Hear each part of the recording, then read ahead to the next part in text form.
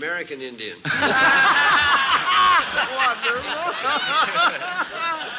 Pretty sharp there, Mr. Leverett. We ought to name the tribe, don't you think? An Well, important all right, tribe. you think so. Yes.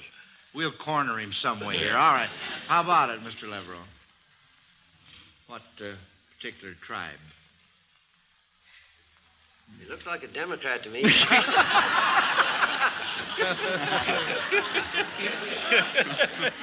it doesn't resemble any of the Cleveland Indians, I'll say. All right. Well, let's see. We got a hand up over here. Joel? Navajo, probably. That's right. Is that right? Correct. Well, Correct. fine, Joel, fine. Say, Mr. Lovejoy, I wonder whether you would tell us a little about your last trip. Why, Joe, I'd be very glad to. Last week I returned to the United States from a 3-month trip around the world. I had a perfectly grand experience of seeing how Rotarians in Australia and New Zealand and Indonesia and India and Thailand and many other countries of Europe are working together to promote the Rotary ideal of service, even though they differ widely in language and customs and religion and government. The Rotary Club, you know, Joe, is a service club. Rotarians work unselfishly to make their community a better place in which to live. They promote high standards in business and professions. They strive unceasingly for a better world through the promotion of international understanding, goodwill, and peace. One of Rotary's major contributions in the international field is its program of Rotary Fellowships, which has enabled more than 200 outstanding young college men and women like Pedro Codillo of Argentina, whom you introduced a few minutes ago, to study abroad for a year. In the last 4 years, Rotary has made grants totaling more than $500,000 to these international ambassadors of goodwill. It's an investment in the world leaders of tomorrow, which we hope will pay tremendous dividends in international understanding.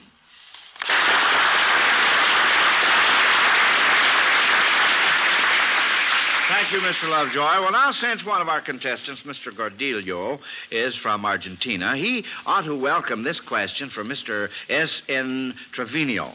Since it's all in Spanish, I've asked Mr. Trevino from the University of Chicago to come down and ask it himself.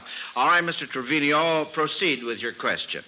Quisiera usted decirnos, señor Gordillo, qué arquitectos y estilos arquitectónicos han tenido mayor influencia en la Argentina. Conteste usted en español.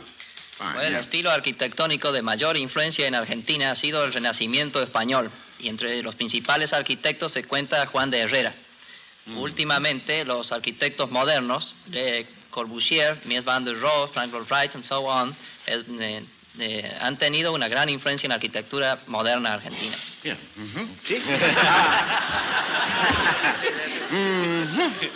Yep, that's what it says right here on my card, word for word. But now, wait a minute. Would you gentlemen tell me just what are you talking about, Mr. Trevino? I'll be glad to, Mr. Kelly. I asked Mr. Gordillo if he would tell us what architects and architectural styles have most influenced Argentina. Oh, and what was your answer, Mr. Gordillo? Well, I said that the most influential style in Argentina has been the Spanish Renaissance, and one of the outstanding architects, Juan de Herrera. And nowadays, the modern architects like Corbusier or Mies van der Rohe, Frank Lloyd Wright, have been a great influence in the modern Argentine architecture. Oh, fine. Well, it's nice to know those things, you know. By the way, Mr. Kelly, you might be interested in asking Mr. Gordillo what his name means in English. Oh, well, what does your name mean in English, Mr. Gordillo? Little fat man. Little fat man. Gordillo. Well, now, from your build, I would think that you and I should exchange names. Because I am the little fat one, as you say. That's cute.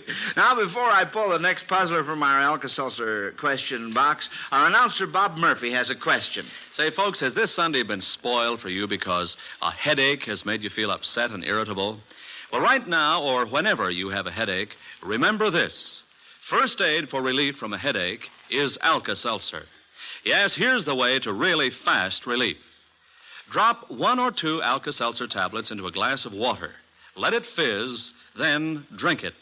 Since Alka-Seltzer is dissolved before you take it, the pain-relieving analgesic, sodium acetyl salicylate, is ready to go right to work.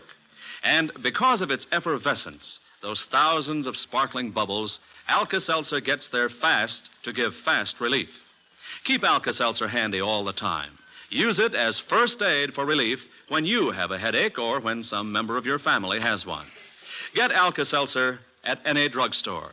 Thank you, Bob. And now we move into the last lap of this big competition between the Quiz Kids and the Rotarians. Here's one from Mrs. Sarah H. Murray of Washington, D.C. Of course, you adults can recall the administrations of more of our United States presidents than the Quiz Kids can, but just for fun, let's try this question on both panels of contestants. You are to name presidents who were elected to 2 or more terms. I shall call on first the adult board, and then the Quiz Kid board, and then the adult board, until either all the presidents are named or until one board of contestants is stumped. All right, I'll begin with the Rotarians. Who would like to start off? Mr. Lovejoy? Washington. George Washington, all right. Quiz Kid Betty? Franklin D. Roosevelt. That's right. And back to the grown-ups. Who else? Oh, no, wait a minute. Don't let me down here. No. All right, Mr. Leverone? Teddy Roosevelt. Teddy Roosevelt. Let's see. No, I'm sorry. No, he was elected only once. You see, that is where the trick is, the catch is. All right. Woodrow Wilson. Dr. Goff? Woodrow Wilson. Woodrow Wilson, fine. All right, and back to Quiz Kids. Joel? Oh, Jefferson. Jefferson, that's another one. Back to the grown-ups. Oh, now, boys. All right, well, back to Lonnie. Grant. Grant? All right, fine. Back to the grown-ups. Oh. Taft. Dr. Goff. Taft. Huh? Elected. No. All right, back to Quiz Kids. All right, Pat. Grover Cleveland. Grover Cleveland. That's right. Well, we've given the older boy. Joel, do you have another one? Well, could I add the rest? Madison, Monroe. Let's see, Jackson. Jackson. And then Lincoln. Lincoln. And let's see, what else comes in there? We've I guess that's just one left. Just one. Lonnie? McKinley, I believe. McKinley, that's right. That's very, very good, kid.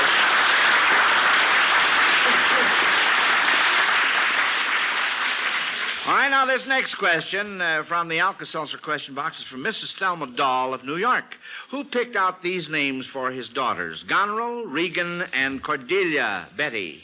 That would be King Lear. King Lear, that's right, honey. How about Emily, Charlotte, and Anne? Betty again.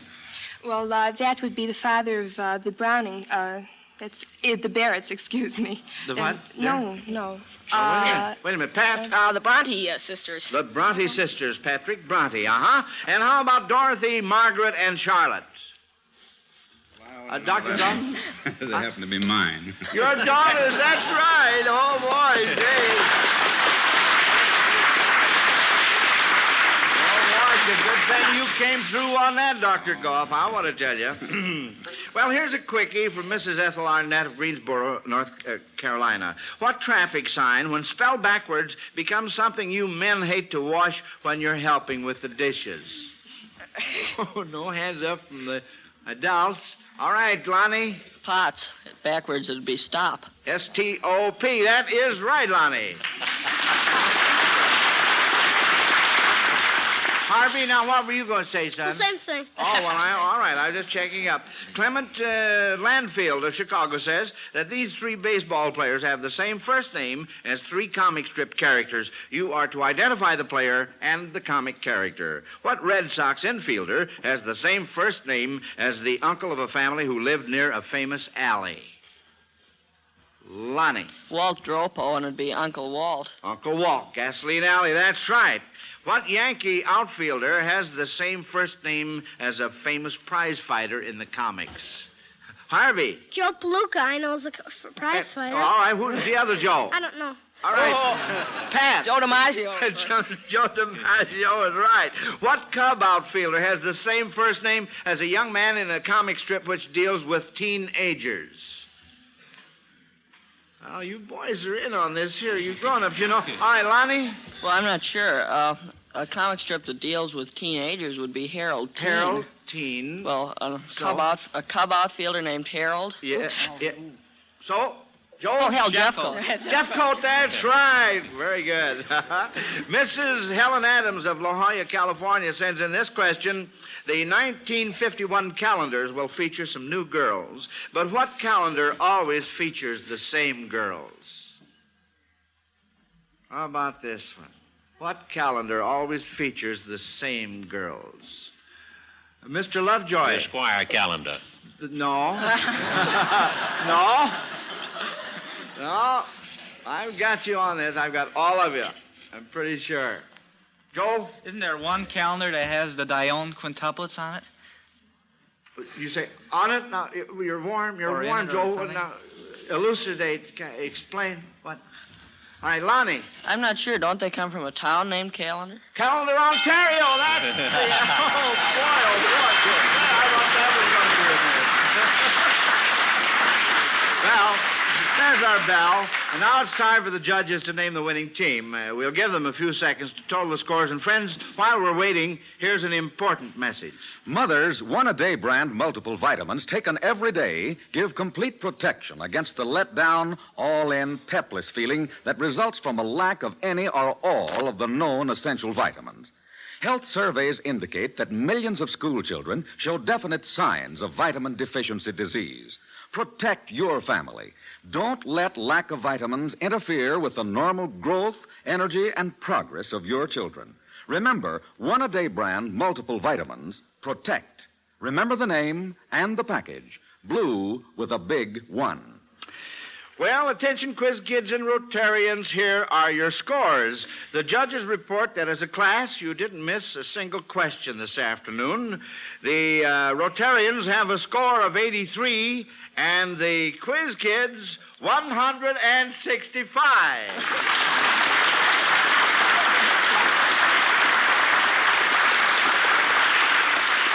Well, congratulations, quiz kids, and congratulations to you Rotarians, too. You were in there pitching every minute. Yes, it was really wonderful the way you entered into the spirit of the occasion, and we were mighty happy to have you 5 representatives of Rotary International with us this afternoon and to learn of the fine work your organization is doing. And by the way, friends, our other fraternal organizations to compete with the quiz kids in the near future will be the Lions International and the Benevolent Order of Elks. Now, next Sunday, we will welcome 4-H Club boys and girls to our classroom. These youngsters will represent their wonderful organization by participating in a program which I know will interest you listeners. So be sure to join us. And now, friends, our sponsor, the Miles Laboratories, the Quiz Kids, and yours truly, want to wish you all a very happy Thanksgiving. As a nation and as individuals, we have much to be thankful for this coming Thursday, and I'm going to ask Dr. Goff, minister of the First Methodist Church of Chicago, to express in prayer the thanks that is in every heart. Let us unite in prayer. O God, we pause now to give Thee thanks for this country of ours, for its history of freedom, and for the multitudes who have sacrificed for it. We thank Thee for those of our own who in distant lands today are giving their all for us. Be with them in their loneliness, and when Thanksgiving Day comes and we gather in our churches and about our tables, may we recall again to ourselves and to our children the multitude of blessings that are ours. Keep us free, keep us grateful, and make us useful in the Master's name. Amen.